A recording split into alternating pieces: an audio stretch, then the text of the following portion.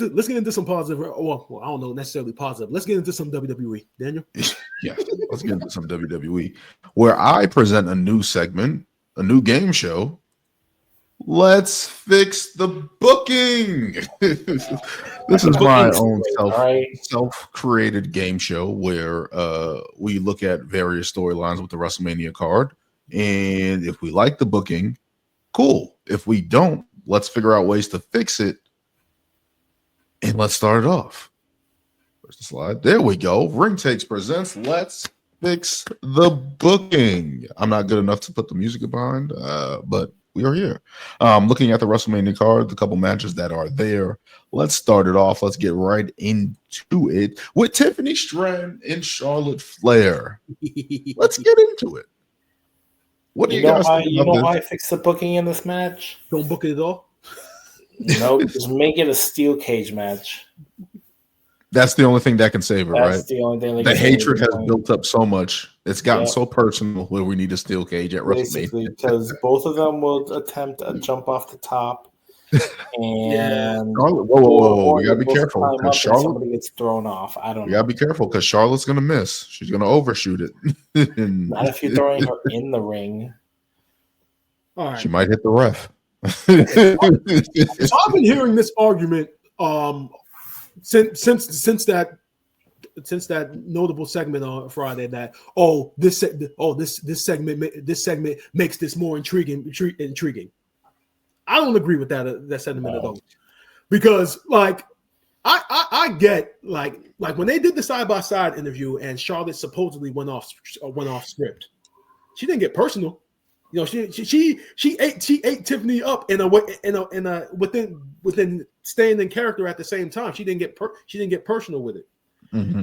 Like at first when I saw that video of Charlotte on Sherry Shepherd's show when she's talking about the injury and and the divorce and about how literally all this was hitting her at once and how she felt like she was failing at her job and that she was failing at life, and she actually got very emotional about it. It's a true story like that. She's had 3 marriages and they've all ended in divorce, and similar to her father. And it's just like that's the reason why she wanted to keep it on the low.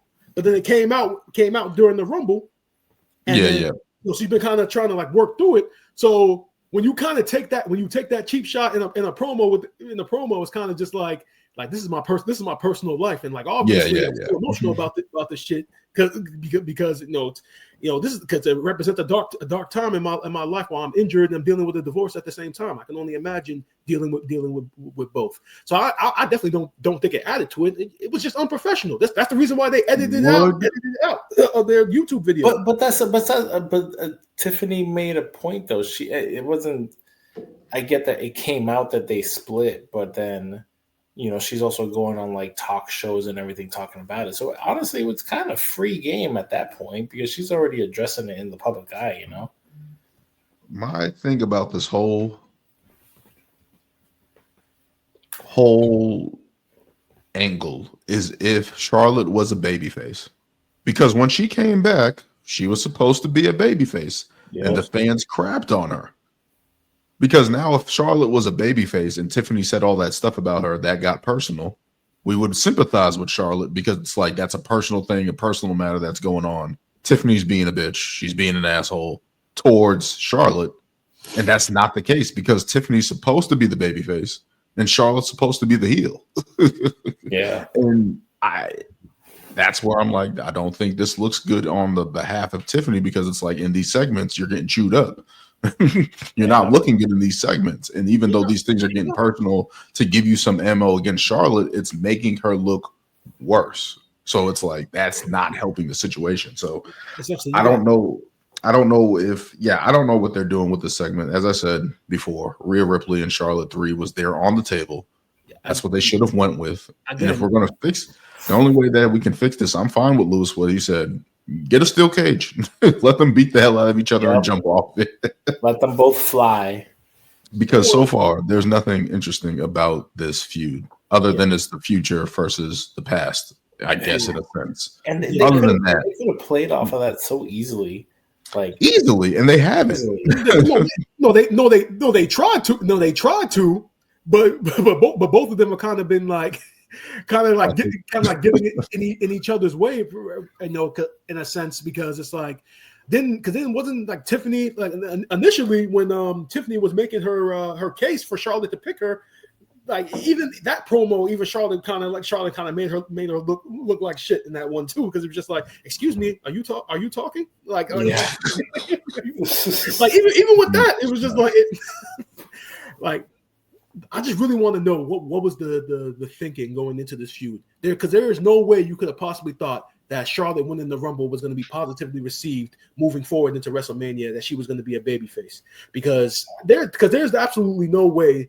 When she's had that history of being booked strong and people have been vehemently against it for the longest time. So I don't understand why you would assume that the fans are gonna love her winning the Rumble. Essentially, you got two heels here. You got fans.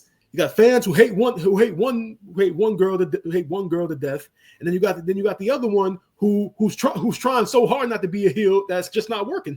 As I said long ago, when Charlotte, the same situation happened with Becky Lynch, I was like, this isn't going to work. And then Becky Lynch ended up getting over. But in this situation, I don't think it's going to work. I don't think, at least Becky Lynch had a character of being held down and always being like the outcast of the Four Horsewomen and stuff like that. Mm-hmm. Tiffany Stratton has been good, has been booked and skyrocketed, and it's like there's no character, and that's the issue with this booking right now for the WWE Women's Championship. Reminds me of your girl Natalia. Natalia would have been a better option. I'm just gonna say. Dear God, no. Dear God, no. Yeah, but I'm with agreements with you guys. I mean, things have already gotten personal now. I mean, you might as well just put it in a steel cage at this point. Just let them beat the crap out of each other. I mean, we're already at that point, so yeah. Yeah, let's continue moving on here to the United States title match of Jacob Fatu getting a chance to go up against the champion LA Knight. Jacob Fatu defeating Braun Strowman in a match this past week to earn this opportunity. What do you guys think of this one? Is this the right booking for Jacob? What do you guys think of LA Knight as champion as well? Oh no, I think this is great booking for Jacob. Now he gets a one-on-one showcase. I initially thought that the U.S. title was going to be in one of these multi-man ladder matches or some type of multi-man match that was going to include, Braun Strowman and maybe Carmelo Hayes and a couple other guys. But the fact that they're giving this one-on-one opportunity to Jacob Fatu, clearly shows the upside and that they view him as somebody down the line who's going to be big for them. So I definitely love the direction of the booking, and I definitely do think that they should pull the trigger and put the title on Jacob Fatu, because I think it's just I wouldn't say it's not to slight LA Knight, because obviously LA Knight is still over like Rover, and I know he did retain the title recently, but I just think that Jacob Fatu is kind of firing on all cylinders in this feud with the Solo Sikoa and Tama Tonga. He's kind of been stepping out on his own, and he clearly, I think we predicted this months ago, that we knew that like eventually when this Bloodline storyline came to the end, that he was going to be fine on his own, being the werewolf, and he's clearly shown that. So I don't think the only booking that really needs to change or booking that needs to happen is just him winning the title at WrestleMania. Yeah, it's definitely his time. Yeah, for sure. LA Knight doesn't need the U.S. title. LA Knight after Mania, needs to get in the main event picture. If he's not, then he's just going to be a mid-card guy forever. I think, whatever. The U.S. champ's great, but he doesn't need it right now. He's above it. He's already won it. He's done it.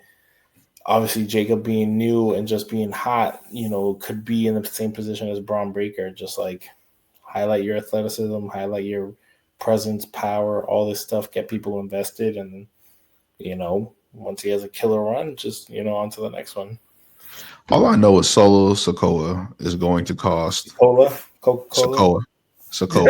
I did not say Sikola. Sikoa. Pepsi Cola. Sikoa is going to cost Jacob Fatu this match. He has to. They're beefing. Well, if he gets the title. If he gets the title, what's Solo needed for? To screw Jacob. I mean, they need to have that feud. I mean, if you're officially going to use this match to kind of officially put an end to that iteration of Jacob of the bloodline, maybe. But I just know that that Jacob Fatu, no matter what, he has to come out looking strong. But whether that's winning the title or standing strong above Solo, he just has to leave WrestleMania in a positive manner. That's all.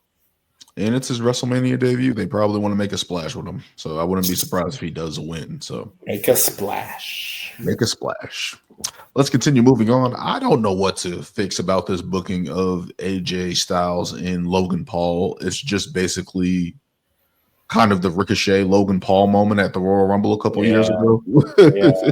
Yeah, I'm gonna since this match is literally like an AEW book match. Where it's literally the names are selling the match and nothing else. AJ Styles versus Logan Paul. Like you know athletically what you're gonna get from both of them. So we don't need to tell much story. Just here's a showcase match. Like AEW would do with Will Ospreay versus Ricochet, or like a Ricochet versus Speedball, or taking two great guys who are athletically gifted, put them in the ring, and just like we don't need to tell a story, just the name sell it. Yeah, there's nothing really to fix. Yeah, fix. This is just a showcase match. Yeah, there you go. Here we go. This is a special presentation. Yeah, tryout. But this match, I don't know, just because again, it's Logan Paul. We understand he's athletic and he can do these things, but AJ Styles, I'm sorry, he needs a real opponent, somebody who can mesh well with him, can do great things with him. Logan Paul, he's just a little highlight reel at this point. He has what they need for him, whatever, and that's it. What they need for him is an actual story. He has no story. He's just basically, hey, I'm the rich guy, I'm athletic, XYZ, and then that's basically it. There's nothing there. There's nobody saying you're a joke or anything like that and making fun of him and poking fun at him. It's just like there's nothing there for him besides the highlights. And it's just like, if he's going to be full-time in WWE, which they said, and it's like, why isn't there anything for him outside of these special attraction matches? They're like, I don't know. And it's not like once a year or twice a year. It's a couple PLEs that he's overtaken, and he's been in title matches and stuff like that. So it's like, what are we gonna get some actual story out of this guy? Exactly. Yeah. But at least AJ's on WrestleMania, right? Yep, it is gonna be a highlight reel. So yeah. So at least there's that. Let's keep moving on here. We got Rey Mysterio versus El Grande Americano, who picked up the win this past Monday in Minnesota. What do you guys make of this?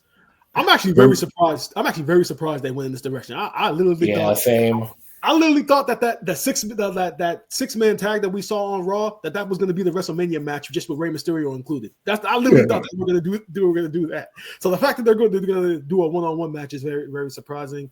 I mean, this storyline to me is like I think I may have mentioned this a couple of weeks ago. It kind of falls under the line of Daniel, your criticism of Bray Wyatt and his whole character of being like supernatural. Whenever you have these storylines of a guy essentially trying to be, two different characters, I mean, it always just comes off so hokey and stuff. So you didn't like Elias? Yeah. Elias is walk with Elias, all right?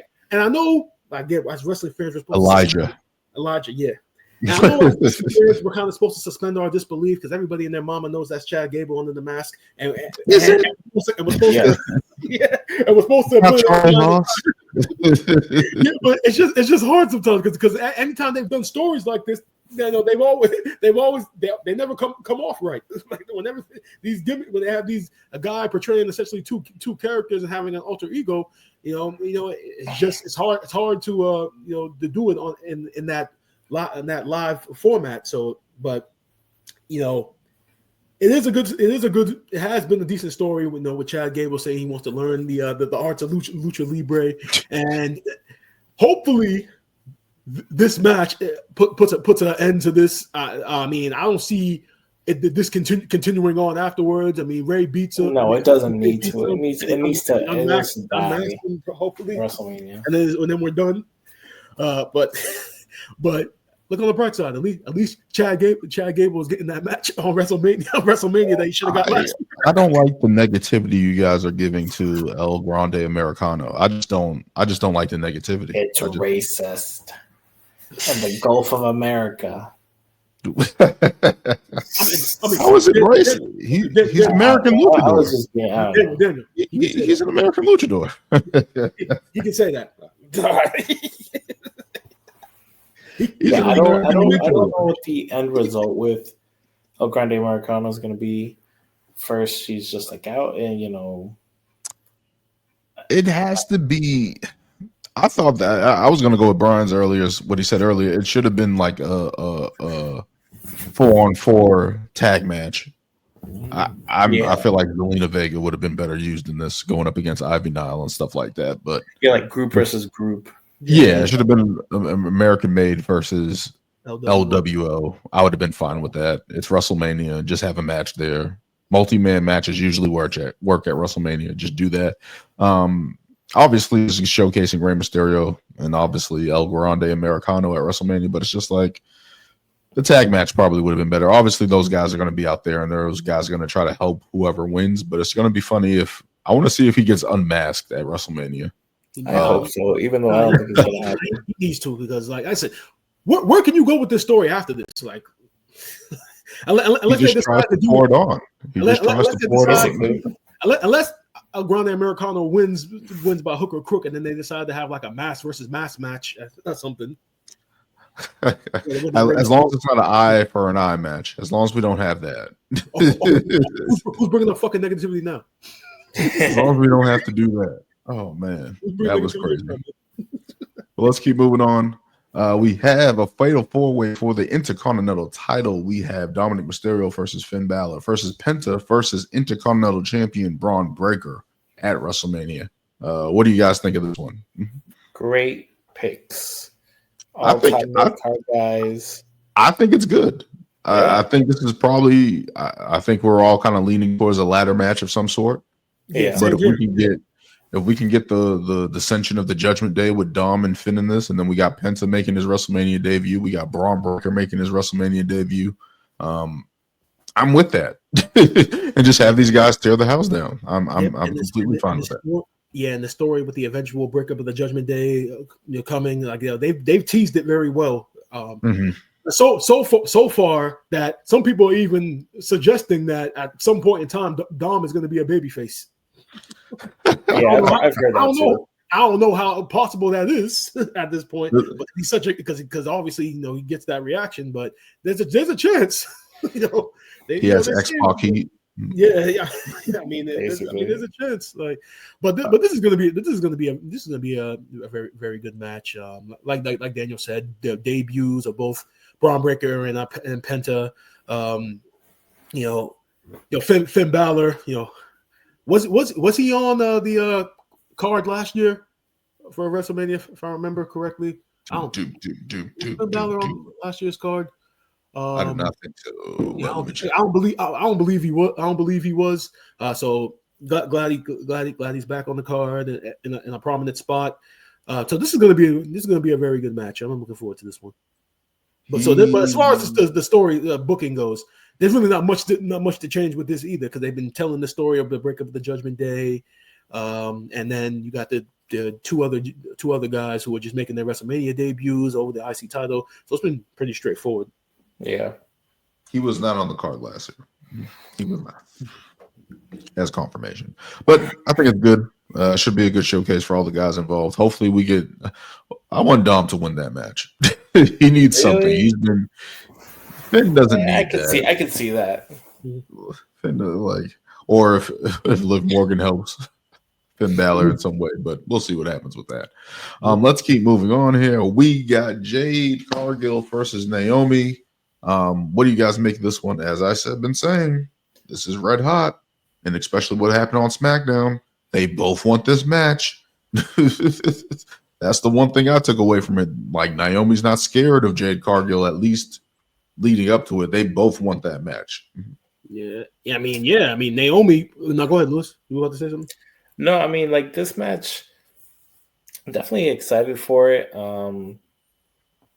I think I mean, they've been having good interactions. Naomi's presenting well. Jade's looking strong. So I hope hopefully it delivers and highlights Jade and kind of pushes her up into that next level, Yeah, this is probably her first real big match in this nature, especially on the big stage like this. So a lot of people thought when she debuted, especially at the Rumble, that this was going to be a WrestleMania match against Bianca. Everyone thought that was going to be the way it was going to go, but now leading into Naomi, I'm not mad at it because one, we got to heal Naomi, and she's been kind of good in that role and putting good work in her promos and being fierce in the ring. So hopefully this just comes to a head and just is not saying steal the show, but is one of the better matches on the card just because of the intensity, hopefully, that they bring. I think I saw like a post where I guess apparently this women's match is the first non-title women's match that's being featured on WrestleMania ever. Is that the case? Wow, is it? No. Well, non-title single one-on-one singles match. I saw some stat or graphic that this one-on-one match. I don't know if they alluded to them being African American women or not, but I think now they're doubting their race. Jesus. No, like I said, I don't know. I think the stat is that this is the first non-title women's match at non-title one-on-one women's match at WrestleMania. It doesn't seem like it, but it might be. That would be insane. Yeah.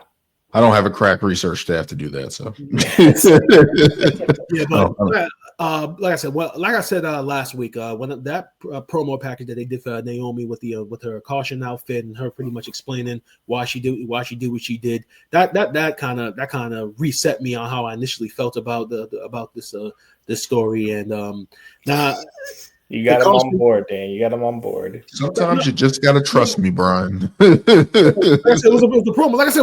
Like I said, Jade's initial attack it needed to happen that way because it needed to make an impact because it was always surprising that she was coming back anyway. So that explains that. And like I said, they need to change Naomi's music though. I don't know if they're waiting until WrestleMania to do it, but I know on SmackDown she's still coming out to the glow stuff, and it's just like, let's get away from that now because she's clearly a heel wearing caution. Yeah, I think they'll still keep her intro for it. Maybe they'll tweak it a little bit, but like her interest is still great for like big arenas and stuff. So yeah, no, they gotta tweak it. She's a heel now. Like she can always go back to the low. She can always go back to that. It's like Bayley with the huggers. If Bayley even though she hasn't, but if Bayley wanted to go be a hugger again, she can go back to that. So I feel like that's the same thing with Naomi. She can go back and do that. But I feel like this is pretty good. Keep cooking, WWE, with this one. Keep cooking. Let's continue moving on here to the Women's World Triple Threat match now. I got something to say. I got something to say. As before the Bell podcast said, this is just white woman privilege. She has no reason to be in this match. Yeah. Absolutely none with the booking that has been happening. I hate this. Again, I wish it was just, unfortunately, Rhea versus Bianca, because it would have just made for a better story that one of the more, how should I say, imposing characters on the roster. Two powerhouses, two people that you think are the future of the business. They shouldn't be going at each other. And not saying that EO doesn't. EO has definitely earned her spot, especially with this past showing on Raw. That she's standing tall against these two, but it's just like it's not good enough. With the way they've been booking Rhea Ripley, it's bad. That's first of all. We thought about that when she was booking against Liv Morgan and stuff like that, and we were like, she needs better opponents. She has the better opponents right now, but the booking has been bad with it, and it's just, I don't know. They've done a disservice to her, I feel like, in this lead up, and it's just like, now it's a triple threat, which is probably going to be still a good match, but it's just like, I just don't like the way they booked Rhea Ripley in this one. Yeah, I mean, definitely. Like I saw that clip from Before the Bell as well. Definitely, white privilege, if you want to put it that way. One part of the booking that I'm kind of getting a little sour on. Like, I understand that like they've been telling the story of EO being the third wheel, and I like the fact that they addressed it the first time all three of them were in the ring. But now that they've done this shit like at least 4 or 5 times now, It's been a weekly occurrence. It's been a weekly occurrence now, and it's just like, okay, we get it in the beginning because we knew that, like, okay, if it's going to be a triple threat, that all right, EO is probably going to be looked upon as the third wheel because of obviously Rhea and Bianca's look and such. But once or twice, okay, we're up to like 3 or 4 or 5 times now, and EO has stood her ground all 4 or 5 times. So we're at the point right now where she should be seen as an equal to these 3 women. We shouldn't be having these segments anymore where they're just going at each other and kind of like disregarding her. I think at this point now, we should be looking at all three of them, like I said, as equals. So that's the only thing I would change at this point. Yes. Yeah. I don't know. I just feel like the booking has just been bad with the women's division, at least outside of Jade and Naomi. I mean, just the setup for this match, I think, is what has everybody confused. It's like we wanted contract in the beginning. We all wanted Rhea, Bianca, and then it's like you had to throw EO into it just because you don't want to leave her out. Like have her go after a mid card. Have her go after the U.S. title, but no, they go this route. So. Triple H has a hard on for her, Asuka. She has a hard on for them because look at how they were booked at NXT. Like he loves. I mean, at least they were booked correctly. Yeah, they were. Like all 3 of them, including Kairi Sane too. They were all NXT Women's Champions, especially Asuka. Never retired, never lost. So Triple H. I feel like heading when we make our picks next week, I feel like this is EO's match to win because Rhea has already won at WrestleMania. Bianca has already won at WrestleMania. Give EO the shine, let her get the win at WrestleMania. I didn't think about that. I think that's the way they should go. But let's continue. Move on here. We got Gunther versus Jey Uso. Whoa. No yeet, Lewis. Yes, no yeet. No yeet. Yes, yeet. Matter of fact, Daniel, before you go, like you said, you've probably been public enemy number 1 as far as this whole story goes with all of the book. Me, yeah. But even though you've been critical of the booking, you have to at least credit Jey Uso's promo against. Very good. Very good. I didn't know where the hell he was going with that. I'm like not gonna lie. The fact that he's he mentioned family. His whole presentation, coming out in all black, not yeeting, taking everything seriously. Pretty much talking about how he had to tell his how his mother told him why wasn't he there for his brother, and they're going in that direction. Talk about he was afraid. Like to tell. His whole it reminded me of how he was in the Bloodline storyline and why people were calling him the MVP of that storyline because of his acting. Like I said, the whole presentation and how it came off, that's probably been the most impactful thing that's happened in this feud so far, because compared to everything else that we've been getting. So you gotta at least give him credit for that. Yeah. So as the fighting babyface, as the underdog, you're telling me you're scared. That's why he's an underdog. Yeah. I mean, are you kidding me? I am so sick and tired of people throwing bail for this storyline. No, I don't want the babyface, the person that's supposed to overcome everything, and say I'm doubting myself. I'm scared. First of all, you saw your brother get beat down, and he was zip tied and couldn't do a damn thing. I'm sorry, long. Last time I checked, all wrestlers usually know how to put together the ring. He could have got out of that. He could have got at it. What would you prefer that Gunther had used? What, handcuffs? in that situation? Because you're stuck on the zip tie. You were stuck on the zip tie last week too. Match. Like, what do you want? I'm just saying his brother is getting slaughtered in front of him. And I'm sorry, it just doesn't do it for me. I'm sorry. Love Jey Uso, love the Usos, but that promo did nothing. I'm just saying, as a babyface, you're telling me that he's scared. I thought he did a good way of expressing himself in this interview. I think with the whole Nickelodeon thing, he just does it. Okay. All right. Let me ask you this question. Since this game is called, change the booking. Okay. Jay wins the Royal Rumble. From there to WrestleMania, what would you have done? I told you what I would have done. Jey Uso would have tried to confront Gunther, try to step up to him. Gunther gets over him 1 week. The next week, Ludwig Kaiser and Gunther start picking on Jey Uso, beating him down. That actually makes the tag team of Jay and Jimmy forming again with each other, going against Gunther and Ludwig Kaiser. They could have even had a match at Elimination Chamber.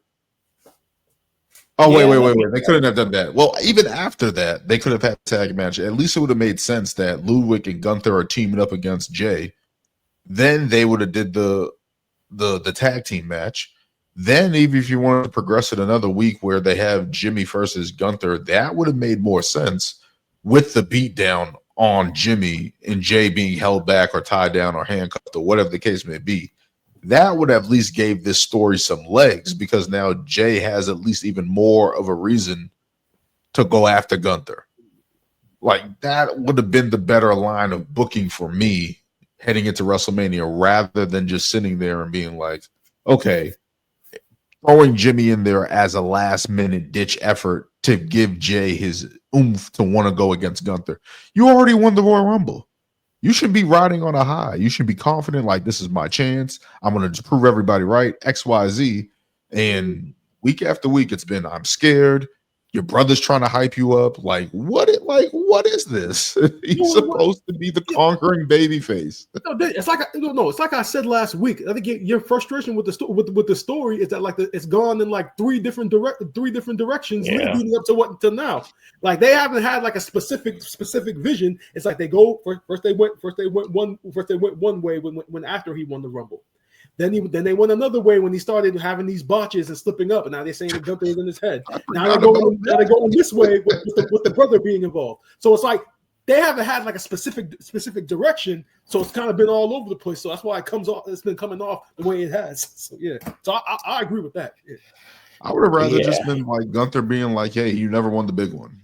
Like, you may have fought Roman Reigns, but you're fighting me at WrestleMania. Like, you never won the big one. You've never been in this position. You're not worthy." Like, just play it on that and just lay it on thick. Well, that's what he's been doing. Yeah, he's been doing it, but I'm just saying from the get-go with Ludwig Kaiser and those guys teaming up with each other, I felt like would have just been a better trajectory for this rather than we're a week out from WrestleMania and now we're getting this promo from Jay. It's like, think they're just trying to. I think they're also just trying to have them go at each other and see what they can. They're trying to stack the deck against Jey Uso and make him look like he has no chance. I get that, but it's just like I think it's I think it's also just the circumstances. Like, you had the botch, and then you have the slip, and it's just like it's not doing Jay any favors. It's making him look weak. It's making him look. So like we got Gunther facing. We got Gunther versus Top Dollar at WrestleMania. Is that can't get over the ropes? Yeah, like I said when that happened, I've seen Top Dollar do that spot on YouTube. Like, bro, he has done it before. He has done it before many times. I was just one time. Hey, Michael Cole ain't forget. Standing up for him because people were coming at his neck. Michael Cole will reference it. Relax. Michael Cole ain't let him forget it. Michael Cole, yeah. But yeah, that's the only thing I would fix with it. I like the fact that Jey Uso's getting this opportunity, winning the Rumble. We were all behind that, but the booking has not helped him in this sense. I just don't think it's helped him. But let's keep moving on to the trifecta match. We got Seth freaking Rollins versus Roman Reigns and CM Punk. I'm gonna let you guys go first. I mean, why is this not a number one contenders match? the match about a favor that Now apparently now everybody in the group has a favor. Nah, like, so the favor is for Paul Heyman to be in his corner. Now, I will say this much: when they showed in the promo package the segment that Punk and Heyman had 10 years ago, where Paul Heyman alluded to that was very interesting and very cool for them to tie that back in. But when I saw that, the first thing I said was, "That's not Punk's dream. That was Paul Heyman's dream." But it's also Punk's dream. Punk has stated that, like, WrestleMania. Don't try and diminish his dreams, Dan. Like you do always. Yeah, like when he got hurt last year and he cut that promo about being injured and talked about WrestleMania and talked about how he's being denied his dream again. So he has alluded to, WrestleMania, main eventing WrestleMania as key. The only thing I don't like about this is just the fact that simple favor of Paul Heyman being in the corner that's the favor. That's it. Just this guy, Paul Heyman being in your corner. I guess it makes Paul Heyman shows how valuable Paul Heyman is as a character, if they're trying to show that off. But it's just like, I was expecting that maybe Paul was going to get the match to be a number one contenders match or something like along those lines, like Lewis said. That's what I thought. So now it's like, this whole story is about the word favor, or just owing somebody a favor, because now apparently Paul owes Seth Rollins a favor after Monday Night Raw. So it's like, now this whole feud is about favors. So it's like, wow. Not a title match, not an advantage, nothing. They're just so walk out to the ring with me. Wins automatically gets that point. I just don't get it. Yeah, and I hope Roman. And I guess they're trying to play to Roman, in the sense that, since this whole 5 years of dominance, who was by his side the entire time? Paul Heyman. So now this is the first time he's going into a match without the wise man by his side. Now he's Dolo. So what does that mean? I get they're trying to make it seem as though that because Paul Heyman is Diesel. My bad. Paul Heyman is valuable. What are we doing? That's where I'm just I understand. And there's this whole play where I'm think they're gonna go. Is Paul Heyman helping Seth? But it's just okay, then what? You owe me a favor. Your sister owes me a favor. Your mom owes me a favor. I owe her a favor. She owes me a favor. That's all. That's all this is. That's the only thing I have an issue with this. I thought the match had enough heat by itself to just stand on its own.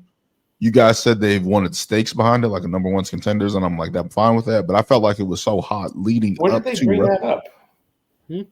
What did they bring up first? Number one contender? No, I'm saying that's what we wanted. We wanted the stakes on it. You guys wanted the stakes on it.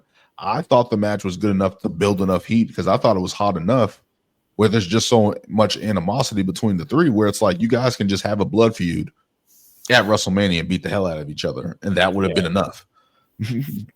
But now this whole thing with the favor, and now Seth gets a favor, I'm just okay, now we're making this about something outside of what these guys are. Yeah. That, and this is where I have a sneaking suspicion where Brock Lesnar's coming back. Some sneaking suspicion. When the match is coming to a close, Brock Lesnar's music hits, and then he takes everybody out, and then walks off with Paul Heyman, even the dogs. Because I'm just okay, this is going on last. This is not a title match. This is not and even though the stakes are big, it's the swerve from Paul Heyman would be nice, but it's no, we need Brock Lesnar to come out and screw everybody. That will be the best thing. Yeah, let's keep moving on here to the last match of WrestleMania right now announced. John Cena and Cody Rhodes for the WWE Championship. Has the booking been good? What will you guys fix about this? What's happening? The only thing I would have fixed, and it's not really something that WWE has control over. I would just made John Cena more available, just have him show up, show up more. Now, granted, we got 3 Monday Night Raws in a row overseas of him, with the last appearance being the most powerful one.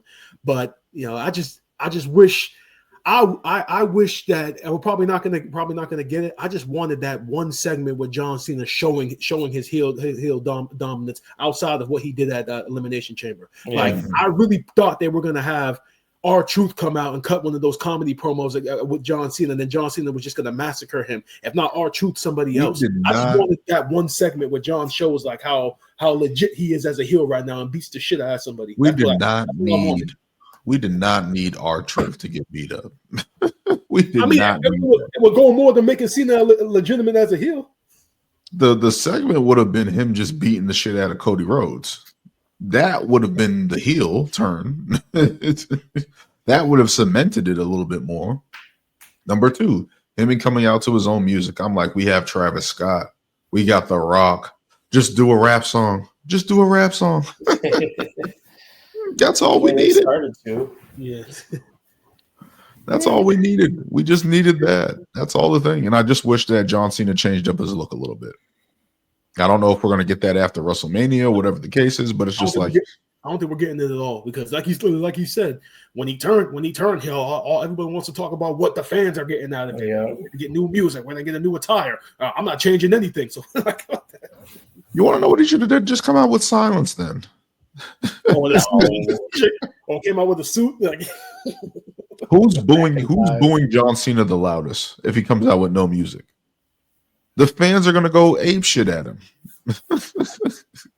or if he comes out with no music, like if they were overseas, they would have just started singing this song anyway. John Cena sucks. That's another thing. I feel like this overseas thing, even though the overseas crowds were great, I felt like the reason why it was in America and stuff like that, you probably could have had more access to The Rock, probably had more access to Travis Scott, had more access to certain guys, and it's just like overseas, maybe they didn't want to travel XYZ or whatever the case may be, but it's just like that's another thing. We're what, a week away from WrestleMania? Yeah.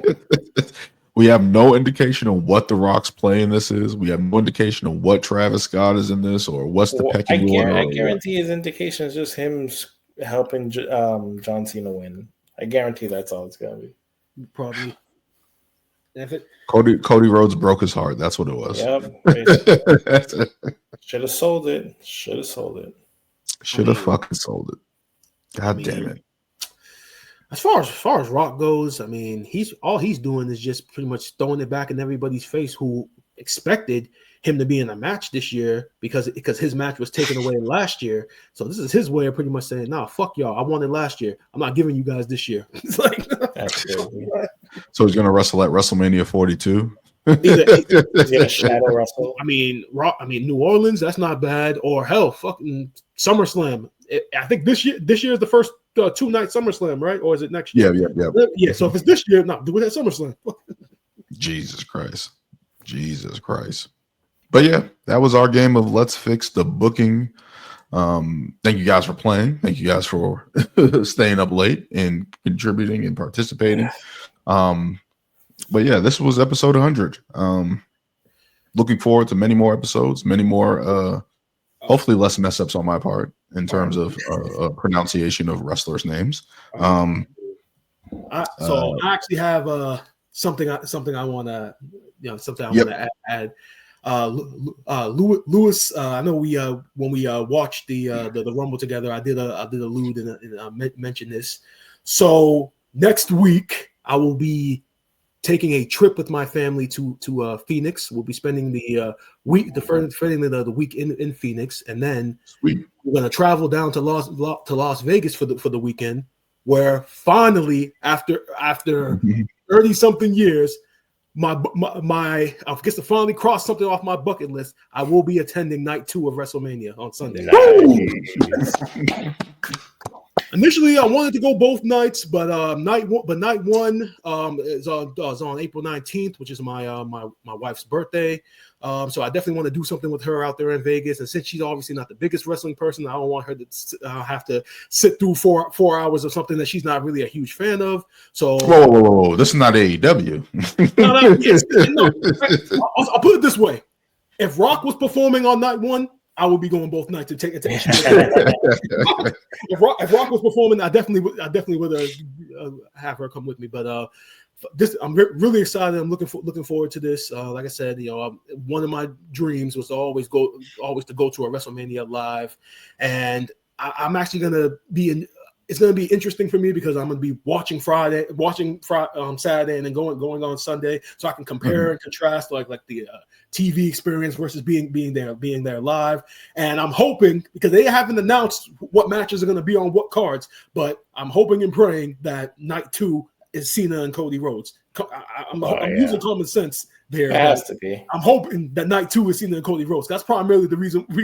But aside from that's going to be night 2. That's going to be night 2. So I'm definitely looking forward to it. I got a nice deal on some seats. So I'm definitely looking forward to it. And like I said, it's been my dream to cross off my bucket list. So I'm definitely going to be, snapping away, taking videos, and I'm just enjoying myself. First WrestleMania. Sweet. We'll be looking for you out in the crowd amongst the hundreds of thousands of people that will be there, and trying to find you and your wife on TV. hopefully, if Jey Uso does get the special entrance, he's coming through the crowd, and he comes by. And hopefully, he's coming my way. You're gonna be sitting there going like this. Oh man, but no, that's awesome. That's awesome. Enjoy the trip. Enjoy WrestleMania 2, night 2, I should say. But yeah, first 100 in the bag. Looking forward to 100 more with you guys, and always kick it on to everyone. Until next time.